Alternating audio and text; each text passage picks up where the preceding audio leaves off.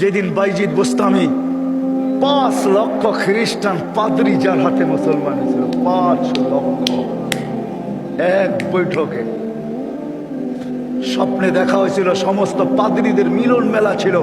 স্বপ্নে আল্লাহ দেখাইছিলেন যে বাইজিদ আজকে এদের পোশাক পুরা ভিতরে ঢুকা যা, আমি কিছু করতে চাইতেছি। একবার, দুইবার, তিনবার স্বপ্নে দেখছেন।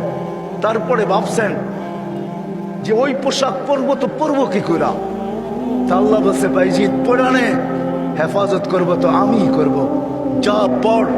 ওদের পোশাক পরা ভিতরে ঢুকা গেছে। সবচেয়ে বড় পাদ্রী যখন স্টেজে বসছে তো তার চকি, তার চেয়ার হেলতে শুরু করছে, মুখ বন্ধ হয়ে গেছে। তো বাইজিদের সমস্ত পাদ্রীরা বলছে আপনি আমাদের পোপ, আপনি আমাদের বড়, আপনার থেকে আমরা জ্ঞান পাই, আমাদের ভিতর আলোকিত হয়, আপনি মুখ দিয়া কথা খোলেন না কেন, বলেন না কেন। তো পাদ্রী বলতেছে বলবো তো বলবো কি করে, এখানে একজন মোহাম্মদী আছে। বলবো তো বলবো কি করে, এখানে একজন মোহাম্মদী বসে আছে, যার কারণে আমার চেয়ার হেলতেছে, আমার মুখ বন্ধ হয়ে আসতেছে। সমস্ত পাদ্রীরা বলছে দেখা দেন, গর্দান উড়াইয়া দিব এক্ষণ। বলছে না, জুরুম আসছে বিদায় এটা কোনো দূষণীয় না, এই জন্য গর্দান উড়াইয়া দিবে এটা হয় না। আমি একে পরীক্ষা করব, যদি এ পাশ করে তাহলে ছেড়া দিব, আর যদি পাশ না করে তাহলে আর গর্দান উড়াইয়া দিব। 62টা প্রশ্ন করছিলেন। 62টা কয়টা? কয়টা? কয়টা? 62টা বলার সময় আমার কাছে নাই, একটা বললাম 62টার ভিতরে। বলছিল কুকুর ঘেউঘের ভিতরে কি বলে। 62টা যখন পুরা বলা দিছেন তো জিজ্ঞাসা করছে আমি সত্য বলছি। তো পাদ্রী বলতেছিল সাদাক্তা, তুই সত্য বলছ।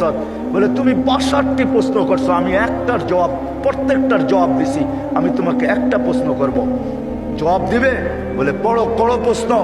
বলে আকাশ আর জান্নাতের চাবি কি? আকাশ আর জান্নাতের চাবি কি? বড় পাদ্রী চুপ হয়ে বসে গেছে। 5 লক্ষ পাদ্রী ধরছে যে 62টার জবাব দিছে, আপনি একটার জবাব দিবেন না, তো দিবেন না কেন? বলছে আমি জবাব জানি, দিলে তোমরা আমাকে মানবে না, মানবে এটা আগে বলো। বলছে অবশ্যই, আপনি আমাদের বড় পোপ, যা বলবেন আজকে তাই মানবো। বলে জান্নাত আর আকাশের চাবি হইল লা ইলাহা ইল্লাল্লাহ মুহাম্মাদুর রাসূলুল্লাহ। 5 লক্ষ একবারে মুসলমান হয়েছে। ওই বাইজিদ বুস্তামি রহমতুল্লাহ আলাইহি। হায় হায়, আবু হানিফার জানাজা দেখা 90,000 খ্রিস্টান মুসলমান হয়েছে। জানাজা দেখা, মুর্দা দেখা। ইমাম তাইমিয়ার জানাজা দেখা 50,000 খ্রিস্টান মুসলমান হয়েছে। আহমদ ইবনে হাম্বল রহমতুল্লাহ আলাইহি জানাজা দেখা 60,000 খ্রিস্টান মুসলমান হয়েছে। শুধু শুধু আহমদ ইবনে হাম্বল রহমতুল্লাহ আলাইহি বলেন নাই, আমাদের জানাজা আমাদের সততার প্রমাণ। আমাদের সততার প্রমাণ হলো যে আমরা যে সত্য, এটার প্রমাণ হলো আমাদের জানাজা। 60,000 খ্রিস্টান মুসলমান হয়েছে মুর্দা দেখা।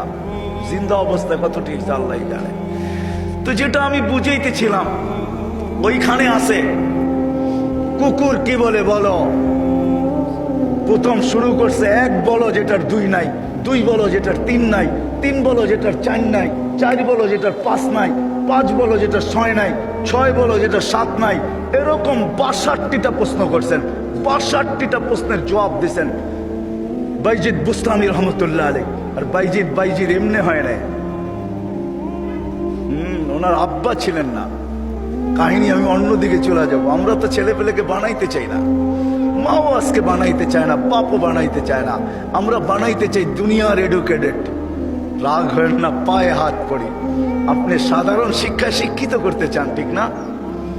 জেনারেল শিক্ষার মানে কি? ডিকশনারিতে কি লেখা আছে জেনারেলের অর্থ বলো?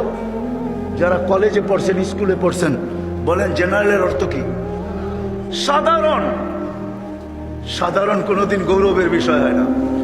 সাহাবাদের কাছে অসাধারণ ছিল, এই জন্যই তো ম্যাককে অনুগত্য করতে পারতেন, এই জন্যই সমুদ্রের উপর দিয়ে ঘোড়া দৌড়াইতে পারতেন, এই জন্যই তার বিহীন, প্রযুক্তিবিহীন 3000 কিলোমিটার দূরে কথা বলতে পারতেন, পাহাড় দেখাইতে পারতেন। সারিয়াতাল জাবাল। অসাধারণ বিদ্যা, এরা বিদ্বান ছিল। আমরা তো সাধারণ বিদ্যায় বিদ্বান হই, গৌরবের আর শেষ থাকে না। আমরা এডুকেটেড, আমরা জেনারেল শিক্ষায় শিক্ষিত, রাগ হয়ে যাবেন। একটা উদাহরণ দেই, আমাদের অবস্থা এরকম।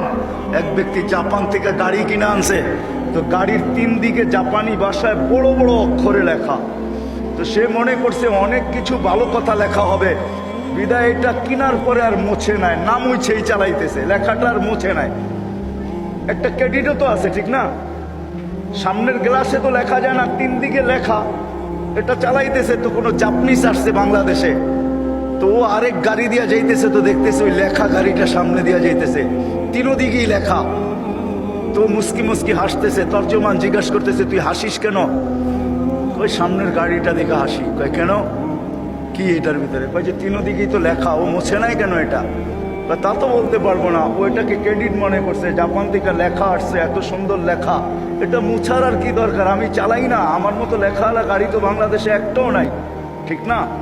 একটা বাবতো আছে, ঠিক না? পৃথকত্ব তো আছে আমার একটা। তো বলে যে এইটা দেখে হাসতেছি কেন জানিস? এই গাড়ির ভিতরে লেখা আছে তরকারি বেচার গাড়ি।